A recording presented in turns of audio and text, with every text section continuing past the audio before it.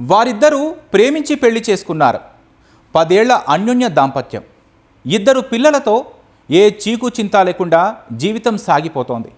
భర్త ఆటో నడుపుతూ సంపాదిస్తుంటే భార్య ఓ కళాశాలలో సెక్యూరిటీ గార్డుగా పనిచేస్తోంది. ఇద్దరి సంపాదనతో ఉన్నంతలోనే ఆనందంగా సంసారం సాగిపోతోంది. ఓ రోజు ఆమె భర్త పోలీసులకు ఫోన్ చేశాడు. తన భార్య జలాశయంలో దూకిందంటూ గగ్గోలు పెట్టాడు. వారొచ్చి గాలించేసరికి శవం బయటపడింది. ఇంతకీ ఏం జరిగింది? ఆ భార్య ఎందుకు చనిపోయింది? ఆమెది హత్య లేక ఆత్మహత్య?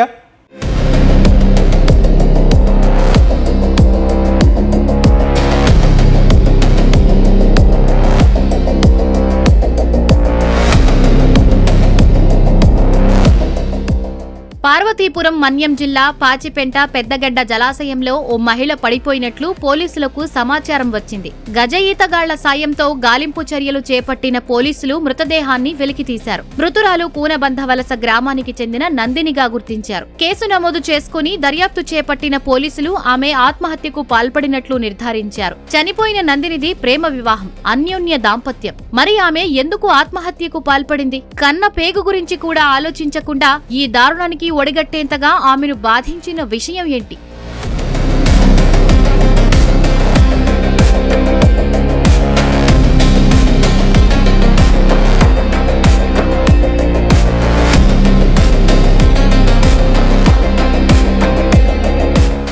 సంసారం అన్నాక దంపతుల మధ్య చిన్న చిన్న కలహాలు సర్వసాధారణమే. ఎంతటి అన్యోన్య దాంపత్యమైనా ఆ కలహాలను జయిస్తేనే సంసార సాగరాన్ని ఈదగలరు. కానీ అన్నీ తానే అనుకున్న భర్త మోసగిస్తే, ప్రేమించి పెళ్లి చేసుకున్న భార్యను కాదని మరో స్త్రీ చెంతకు చేరితే ఎవరు మాత్రం భరించగలరు? నందిని విషయంలోనూ అదే జరిగింది. అయిన వారిని కాదని అతన్ని నమ్మి వస్తే భర్త మరొకరితో వివాహేతర సంబంధం పెట్టుకున్నాడు. అదే వారి అన్యోన్యతను దెబ్బతీసింది. వారి సంసారాన్ని కలహాల కాపురంగా మార్చింది.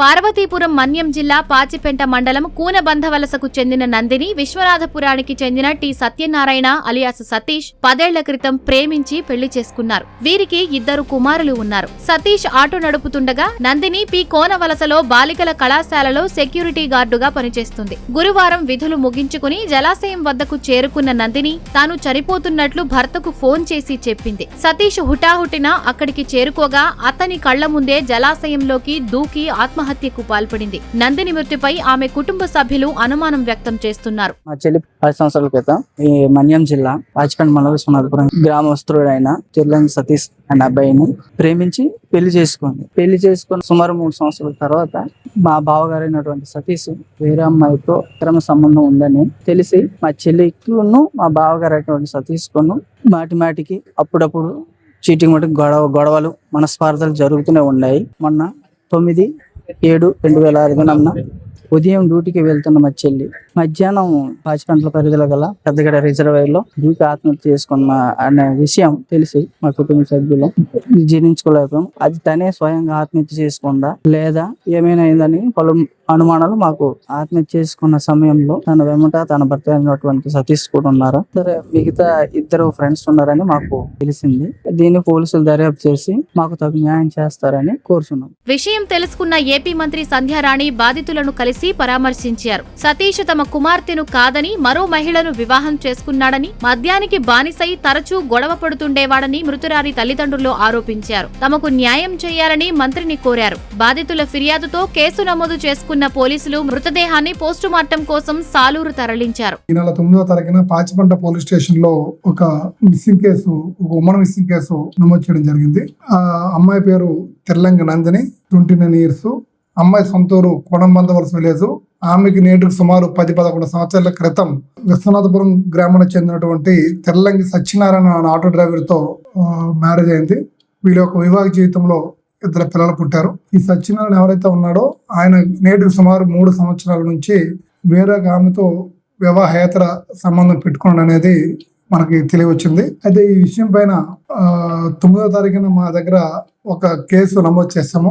ఒక ఆమెతో వివాహేతర సంబంధం ఉన్నాడని ఇద్దరు వైఫ్ అండ్ హస్బెండ్ మధ్య గొడవ జరుగుతున్నాయి. ఈ క్రమంలో మొన్న 9వ తారీఖున కూడా గొడవ జరిగినట్లు.